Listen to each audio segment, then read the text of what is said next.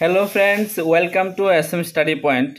Friends, আজকে আমরা আলোচনা করব সিডিপি থেকে, অর্থাৎ চাইল্ড ডেভেলপমেন্ট প্যাডাগোগি থেকে, ট্যাট 2 থেকে আমরা আলোচনা করব।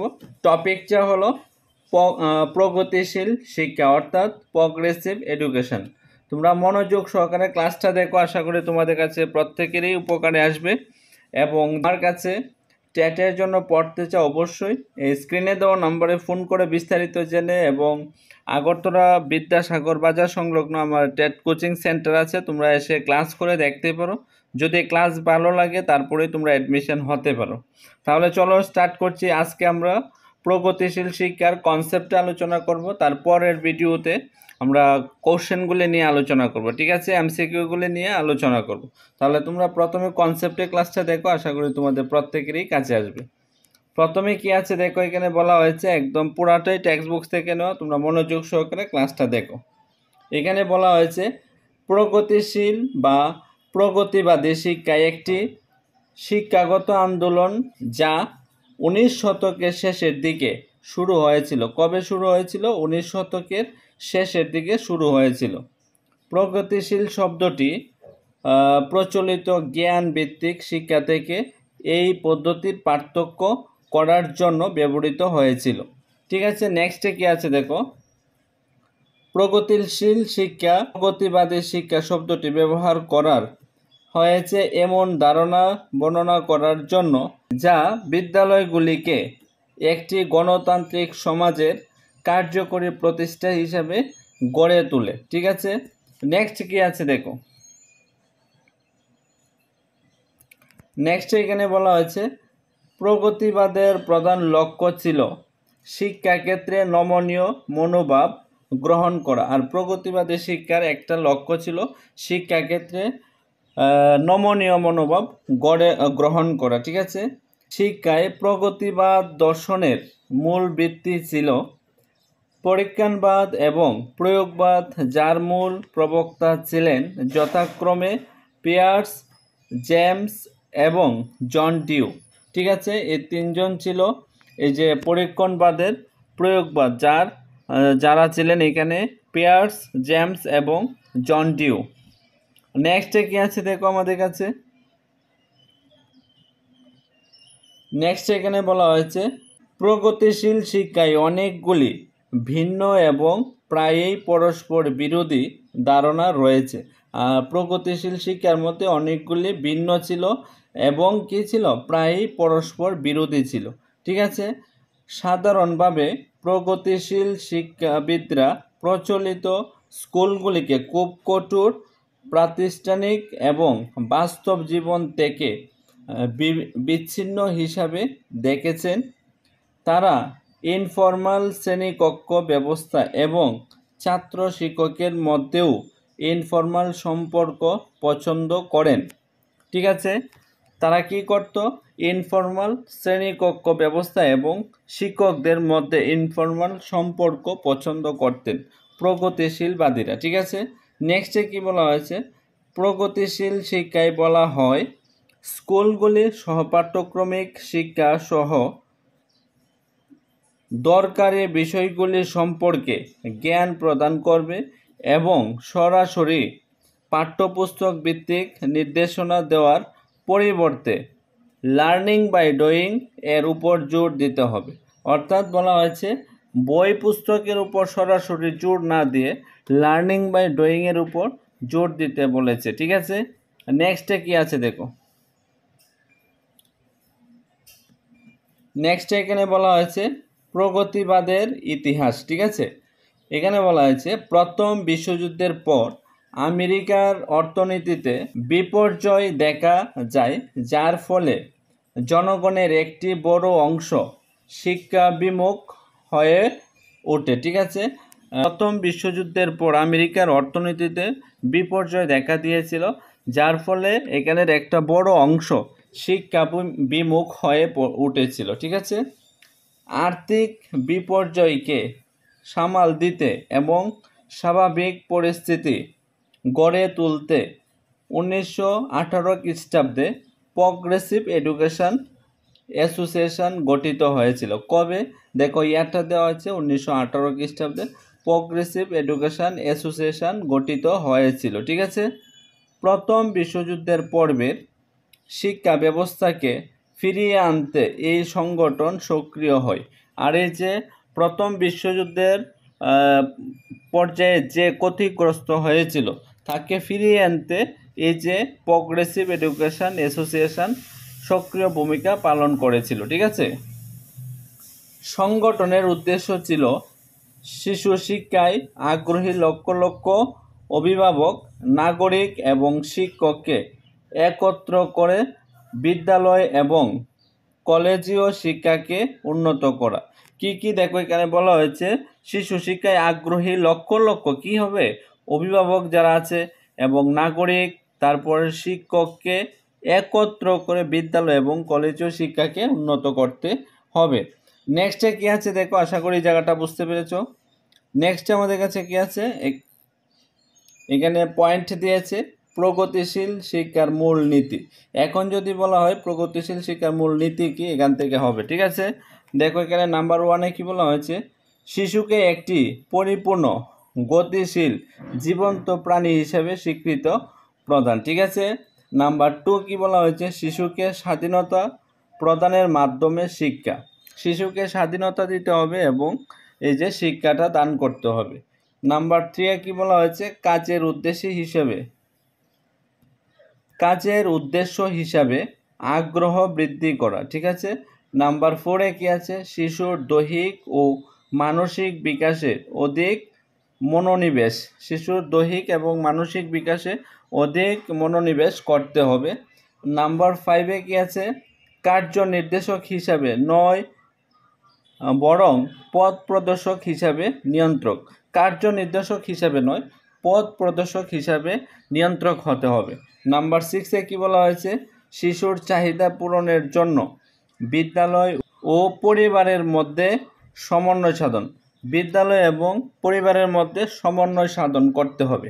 ঠিক আছে, নেক্সটে কি বলা হয়েছে দেখো, নেক্সটে এখানে বলা হয়েছে কর্মের মাধ্যমে শিক্ষাদান করা, কর্মের মাধ্যমে শিক্ষাদান করতে হবে। এখন বলা হয়েছে জীবন কেন্দ্রিক সমন্বয়ধর্মী পাঠ্যক্রম, সামাজিক দায়বদ্ধতা ও জনগণের উপর গুরুত্ব প্রদান। নাম্বার 3-এ কি বলা হয়েছে, দলগত শিক্ষা প্রদানে উৎসাহ প্রদান করা, দলগত শিক্ষা প্রদানে উৎসাহ প্রদান করতে হবে। নাম্বার 4-এ কি আছে, উৎপাদনমূলক শিক্ষা প্রদান করতে হবে। লাস্টে আমাদের তারপরের পয়েন্টে কি আছে, শিক্ষা ব্যবস্থায় প্রগতিবাদের প্রভাব কি আছে দেখো, শিক্ষা ব্যবস্থা বিভিন্ন পর্যায়ে প্রগতিবাদের প্রভাব লক্ষ্য করা যায়, বিভিন্ন পর্যায়ে প্রগতিবাদের প্রভাব লক্ষ্য করা যায়। যেমন দিয়ে এখানে কি দিয়েছে, শিক্ষার লক্ষ্য ও প্রগতিবাদ, শিক্ষার লক্ষ্য ও প্রগতিবাদের মধ্যে কি বলা হয়েছে, নাম্বার 1-এ দেখো, শিক্ষার প্রধান লক্ষ্য হলো সামাজিক গণতন্ত্রের মাধ্যমে ব্যক্তিত্ব বিকাশ, সামাজিক গণতন্ত্রের মাধ্যমে ব্যক্তির মধ্যে ব্যক্তিত্ব বিকাশ করতে হবে। নাম্বার 2 কি আছে দেখো, নাম্বার 2-এ বলা হয়েছে সমবেতভাবে সামাজিক কাজে অংশগ্রহণ। শিক্ষার এই দুইটি লক্ষ্য থেকে বোঝা যায় যে প্রগতিবাদ ব্যক্তি ও সমাজ উভয়ের উপর গুরুত্ব আরোপ করেছে। প্রগতিবাদ কি করছে, ব্যক্তি এবং সমাজ উভয়ের উপর গুরুত্ব আরোপ করেছে, এটা থেকে প্রমাণিত। নেক্সটে কি আছে দেখো,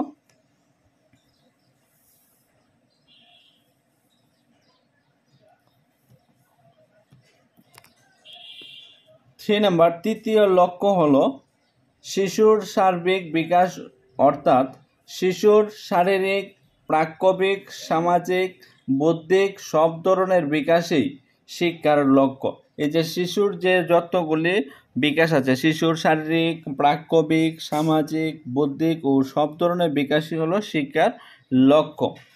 এই ধারণা অনুসরণ করে আমেরিকা যুক্তরাষ্ট্রের মহান প্রগতিবাদী দার্শনিক জন ডিউ ল্যাবরেটরি বিদ্যালয় গড়ে তোলেন 1896 খ্রিস্টাব্দে। ঠিক আছে, 1896 খ্রিস্টাব্দে, যেখান থেকে প্রগতিশীল শিক্ষা চিন্তা প্রসিদ্ধি লাভ করে। ঠিক আছে, তারপরে কি বলা হয়েছে, 1880 খ্রিস্টাব্দ থেকে 1904 খ্রিস্টাব্দ পর্যন্ত প্রগতিশীল শিক্ষা আন্দোলনের পুরোধা দার্শনিক জন ডিউ। আর এই যে 1880 থেকে 1904 খ্রিস্টাব্দ পর্যন্ত প্রগতিশীল শিক্ষার আন্দোলনের পুরোধা দার্শনিক জন ডিউ ছিলেন। ঠিক আছে, জন ডিউ 1897 খ্রিস্টাব্দে তিনি প্রগতিশীল শিক্ষা ব্যবস্থার একটি সামগ্রিক চিত্র উপস্থাপন করেন।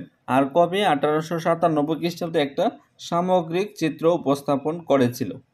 তার মতে এই নতুন আঙ্গিকের শিক্ষা ব্যবস্থায় বিশেষ করে কয়েকটি দিক রয়েছে বলে এখানে যেমন দিয়ে নাম্বার 1 আসবে। দেখো এখানে কি আছে, বলা হয়েছে শিক্ষা, এডুকেশন। ঠিক আছে, শিক্ষা প্রক্রিয়া দুইটি বিশেষ দিক হলো মনোবৈজ্ঞানিক এবং সমাজ বৈজ্ঞানিক। এর মধ্যে মনোবিজ্ঞানের প্রাধান্য তুলনামূলকভাবে বেশি। কার প্রাধান্য বেশি? মনোবিজ্ঞানের তুলনামূলক প্রাধান্য বেশি আছে। শিশুর শিখন অনেকাংশেই তার ব্যক্তিগত বৈশিষ্ট্য এবং বৈষম্য অনুসারে পরিচালিত হয়। অনেক অংশেই শিশুর ব্যক্তিগত বৈশিষ্ট্য এবং বৈষম্য অনুসারে পরিচালিত হয়। ঠিক আছে, নেক্সটে কি বলা হয়েছে, শিশু প্রকৃত জ্ঞান অর্জন করে তার ব্যক্তিগত চাহিদা অনুসারে। আর তার প্রকৃত জ্ঞান অর্জন করে কিভাবে? তার ব্যক্তিগত চাহিদার অনুসারে। এই জন্যই শিক্ষাক্ষেত্রে দার্শনিক জন ডিউ পেশনার উপর গুরুত্ব আরোপ করেছিলেন। একদম ভেরি ভেরি ইম্পর্টেন্ট, কে? জন ডিউ পেশনার উপর গুরুত্ব আরোপ করেছিলেন। ঠিক আছে, নেক্সটে কি আছে দেখো, নেক্সট এখানে বলা হয়েছে বিদ্যালয়। বিদ্যালয়ের মধ্যে কি আছে, বিদ্যালয় হবে জীবনের উপযোগী। আর বিদ্যালয় কি হবে? জীবনের উপযোগী হবে। নেক্সটে বিদ্যালয়ের পরিবেশ শিশুর গৃহ পরিবেশের মতো আন্তরিক হবে। আর বিদ্যালয়ের পরিবেশটা হবে শিশুর ঘরের মধ্যে যেরকমভাবে মানে কথাবার্তা চলাফেরা করে সেই রকম গৃহ পরিবেশের মতো হবে। ঠিক আছে, তারপরে বিদ্যালয়ের শিক্ষক মহাশয় কেবলমাত্র নির্দেশকের ভূমিকা পালন করবে না। আর শিক্ষক কেবলমাত্র নির্দেশকের ভূমিকাই পালন করবে না, তার পাশাপাশি কি করতে হবে? তিনি হবেন শিক্ষার্থীর লক্ষ্য পূরণের ক্ষেত্রে সহায়ক। শিক্ষার্থীর লক্ষ্য পূরণ করতে পারছে কি না সেই দিকে লক্ষ্য রাখতে হবে। ঠিক আছে, সহায়ক করতে হবে। পাঠ্যক্রমের মধ্যে কি আছে দেখো, এটা পরের লাইনে হলে এটা এখানে আরেকটা পয়েন্ট, এই যে পাঠ্যক্রম। ঠিক আছে, পাঠ্যক্রমের মধ্যে কি আছে, বিদ্যালয়ে পাঠ্যক্রম শিশুর সামগ্রিক জীবন এবং সমাজ জীবনের পরিপূর্ণ উন্নয়নের উপযোগী হবে। ঠিক আছে, পাঠ্যক্রমটা হবে সমাজ জীবনের পরিপূর্ণ উন্নয়নের উপযোগী। বিদ্যালয়ের ভাষা, বিজ্ঞান, ইতিহাস প্রভৃতি মূল বিষয়ের পাশাপাশি অন্যান্য ব্যবহারিক জ্ঞান প্রদানে ব্যবহার করতে হবে। ঠিক আছে, আশা করি এই জায়গাটা বুঝতে পেরেছ। নেক্সট কি আছে দেখো আমাদের কাছে, নেক্সট আছে আমাদের কাছে পাঠদান পদ্ধতি। ঠিক আছে, পাঠদান পদ্ধতির মধ্যে কি আছে, টিচিং মেথড কি আছে দেখো, পাঠদান পদ্ধতি হবে শিশুর ক্ষমতা এবং আগ্রহের সঙ্গে মানানসই। শিশুর যতটুকু ক্ষমতা থাকবে এবং তার আগ্রহের সঙ্গে মানানসই হতে হবে। এখন দেখা গেল আমি একটা শিক্ষা দান করছি যে বিষয়টার প্রতি শিশুর কোনো আগ্রহই নেই, আমি যত এখানে ভালো করে বোঝানোর চেষ্টা করি সে বুঝতে আগ্রহ হবে না। এই জন্য বলা হচ্ছে তার ক্ষমতা অনুসারে তার আগ্রহের মানানসই হতে হবে। কেবলমাত্র কতগুলি বিচ্ছিন্ন জ্ঞানের উপস্থাপন করলেই শিক্ষার্থীর শিক্ষণ কার্যকরী হয়ে ওঠে না। কেবলমাত্র মানে বিচ্ছিন্ন আলাদা আলাদাভাবে আমি শিক্ষা ব্যবস্থা উপস্থাপন করলেও শিক্ষার্থীর শিক্ষণ কার্যকরী হয়ে উঠবে না। এই জন্য প্রয়োজন শিক্ষার্থীর পরিপূর্ণ বোধগম্যতা গড়ে তোলা। এই জন্য প্রয়োজন হলো শিক্ষার্থীর বোধগম্যতা গড়ে তোলা।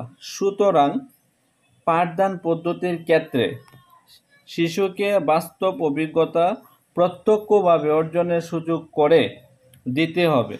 মানে বাস্তবের সঙ্গে মিল রেখে প্রত্যক্ষভাবে সে নিজে যেন অর্জনের সুযোগ করতে পারে সেই ব্যবস্থা করে দিতে হবে, যার মাধ্যমে শিশু সামগ্রিক জ্ঞান অর্জন করতে পারবে। আর যার মাধ্যমে শিশু সামগ্রিকভাবে জ্ঞান অর্জন করতে পারবে।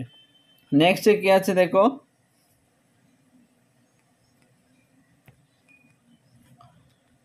প্রগতিশীল শিক্ষা ব্যবস্থার কয়েকটি গুরুত্বপূর্ণ বৈশিষ্ট্য। ঠিক আছে, প্রগতিশীল শিক্ষা ব্যবস্থার কয়েকটি গুরুত্বপূর্ণ বৈশিষ্ট্য হলো, নাম্বার 1-এ এখানে পাঠ্যক্রম শিক্ষার্থীর আগ্রহ এবং ক্ষমতার উপর নির্ভর করে গঠন করা হয়, এটা হলো একটা বৈশিষ্ট্য। নাম্বার 2-এ কি আছে, এখানে শিক্ষক হলো উন্নয়নমূলক এবং শিক্ষাক্ষেত্রে শিশুর ব্যক্তি বৈষম্যকে পরিপূর্ণরূপে মর্যাদা দেওয়া হয়।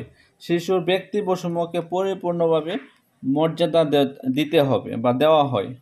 নাম্বার 3-এ কি আছে, এখানে শিক্ষার্থীদের মধ্যে সামাজিক মূল্যবোধ এবং দক্ষতা গড়ে তোলার জন্য সহযোগিতামূলক শিক্ষণ পদ্ধতি ব্যবহার করা হয়। ঠিক আছে, নেক্সটে কি আছে, নাম্বার 4-এ এখানে শিক্ষক মহাশয় মূলত সহায়কের ভূমিকা পালন করবে। আর এখানে কেবলমাত্র টিচার বা শিক্ষক সহায়কের ভূমিকা পালন করবে। ঠিক আছে, নেক্সটে কি আছে দেখো, এখানে বলা হয়েছে প্রগতিশীল শিক্ষায় শিক্ষকের ভূমিকা। শিক্ষকের ভূমিকা কি থাকবে এটা এখন আলোচনা করব। শিক্ষার পরিচালক হিসাবে শিক্ষকের উপর প্রগতিশীল শিক্ষার মান যথেষ্ট নির্ভর করে। ঠিক আছে, প্রগতিশীল শিক্ষাবিদরা মনে করেন শিক্ষক নিজেই হবেন তাৎপর্যপূর্ণ ব্যক্তিত্বের অধিকারী। ঠিক আছে, শিক্ষক সবসময় শিশুর তথা শিক্ষার্থীর পথ প্রদর্শক সহ আবিষ্কারক ও নির্দেশকের ভূমিকা পালন করবেন। শিক্ষার্থী কী হবে, পথ প্রদর্শক হবে, ঠিক আছে, সহ আবিষ্কারক হবেন এবং নির্দেশকের ভূমিকা পালন করবেন। শিক্ষক এমন পরিবেশ সৃষ্টি করবেন যার মাধ্যমে শিক্ষার্থীরা নিজে থেকেই সমস্যার সম্মুখীন হয় এবং সেই সমস্যার সমাধান করতে পারেন। এমন পরিবেশ গড়ে তুলতে হবে যার মাধ্যমে শিক্ষার্থীরা কিছু সমস্যার মধ্যে পড়ে এবং সেই সমস্যা যেন সে নিজে নিজে সমাধান করতে পারে। ঠিক আছে, নেক্সট কি আছে দেখো,